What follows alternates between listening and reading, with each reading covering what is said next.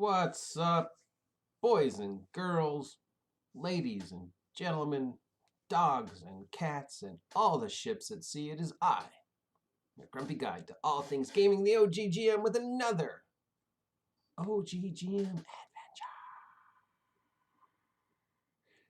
And continuing our hodgepodge of randominess of looking into how to build worlds and build adventures and help you beginner or even expert game masters make the game more interesting, fun, and above all, easier on you. Today we're going to look at a mechanic called timers, or timing, or timers.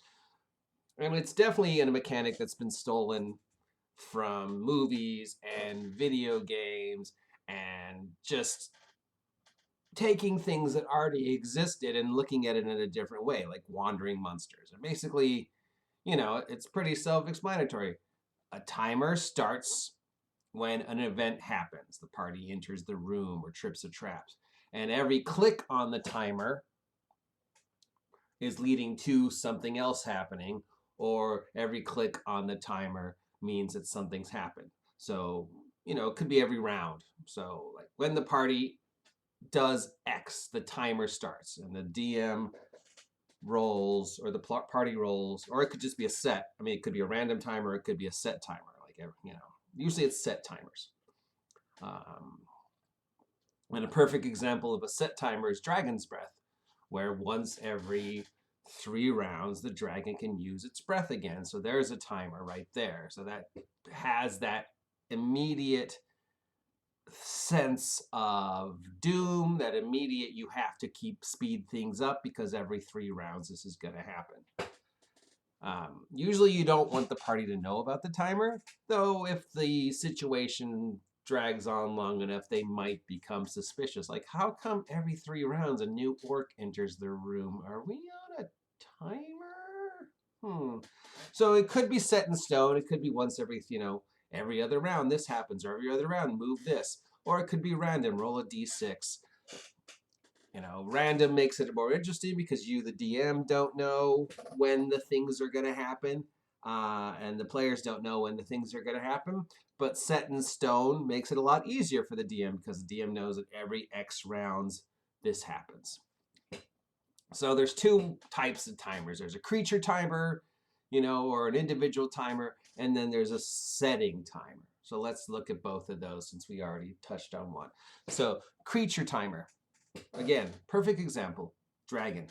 Every 3 rounds, if the dragon is in a position to use its breath weapon, it's going to use its breath weapon. Every 3 rounds, every 2 rounds, whatever, the goblin commander can summon a new goblin from somewhere because there's just an infinite amount of goblins. Every 3 rounds, the necromancer can raise another D4 skeletons, that kind of stuff.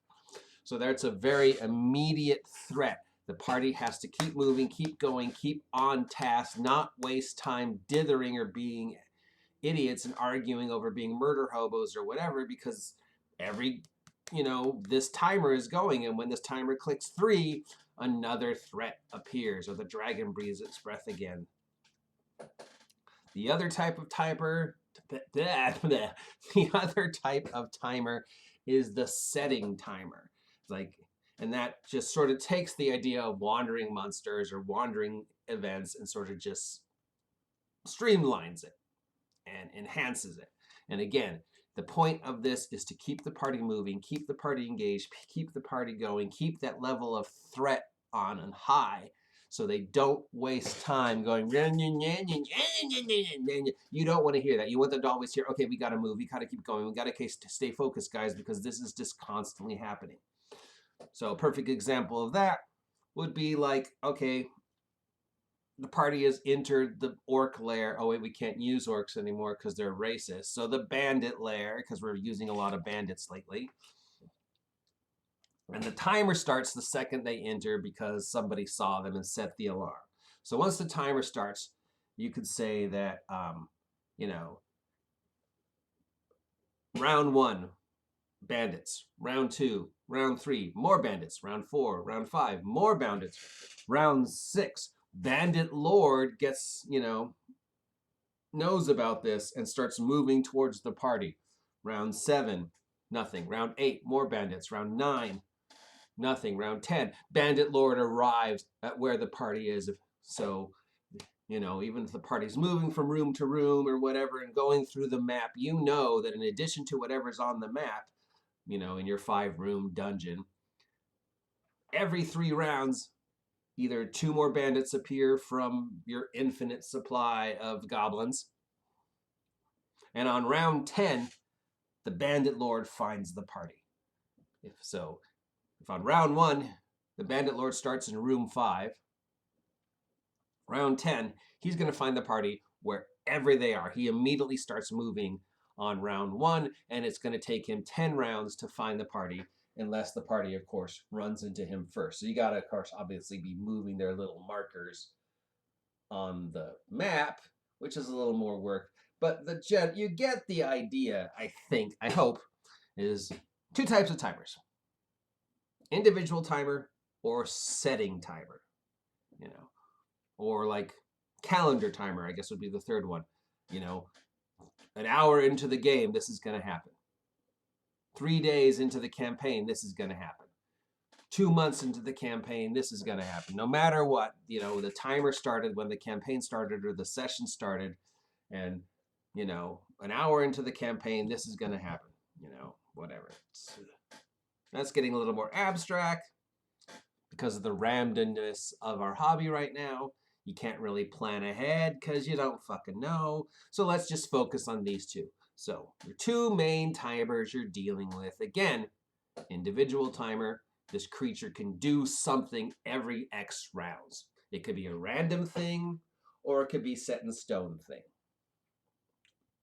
And then second, and the more interesting one, and probably the one you're going to use more often, is the setting timer. The timer starts when the player characters enter the bandit lair, or talk to the priest, or hear the burglar alarm. And then you have your little, check thing along them, and you have your map, and you're like, okay, round 1, the slime is here. And every round the slime moves. And it's going to take the slime 5 rounds to reach the party, no matter where they are. If they're standing still, dithering, going, how come she's got that and I don't have that? Fine, whatever. They can stand there dithering. And it's like, okay, every couple seconds of dithering is another round. I'm moving the timer forward. You can stand there and bullshit, or you can move, but at round 5, no matter what you do and no matter where you are, can't use orcs. More bandits come in, the slime shows up, the dragon finds you, the undead rise, the bomb goes off, whatever. It is a great way. Bottom line, timers is a thing that I don't see used enough. And it needs to be used more because so many times the game just breaks down to 20 minutes of talking about Star Wars, or, looking at dick jokes, or the one guy who's being an asshole because all he wants to do is get his character killed and get the whole party killed, or the person who doesn't want to do anything because she's too busy being on her cell phone or whatever. But you, the diamond, know that the timer started, bam. As far as you're concerned, unless they say, can we take a break? Their timer started. Whether they're talking in character or bullshitting and arguing out of character, the timer started. And you can say, okay, every 30 seconds of you dithering is another round. It's another click on the timer, because I think a round's like 10 seconds, right? Or 15 seconds, 20 seconds, 30 seconds. Okay, so let's say every 30 seconds is a round. So you start you're just like, okay, sitting there, oh, 30 seconds pass, timer. And let them know. Let them see the timer is moving. Don't be subtle about it. Have like a big 6-sided dice and just put it in the center of the table and start it at 6, and every 30 seconds move it down to 5, and just look at them like, what are you fucks gonna do? Oh, another 30 seconds pass while you're arguing over movie quotes and history and the size of your dick. Oh, there goes another timer. What are you gonna do? You gonna sit there and argue some more? Okay. Timer reached 0. They show up. What do you do? Oh, nothing? Okay. Well, hey, what about initiative? Well, you can't roll initiative. They caught you by surprise because you just spent 30 2 minutes arguing, and the timer started. I show you the timer started. So it is something that DMs don't use enough. They need to use, and they need to make player characters aware that there is this constant threat. There is this constant feeling of impending action and impending doom, and you as the players have to interact with the world and keep the story moving and stay focused, because if you don't, in 5 rounds, 150 bandits are showing up whether you like it or not. So there we go. There is an example of timers. I hope I explained it well. If you have any questions or insight, or if you've ever used it, or just the usual, have any comments about anything, comment down below. I will, once again, post an example of a timer-based situation, and I'll have the links down below. You can find it on various Facebook places. So until next time, I hope you appreciate the words that are coming out of my mouth. And if you do, please consider supporting me, because I don't have a job. So even if you send me a quarter, it definitely helps. And above all, I will talk to you losers later.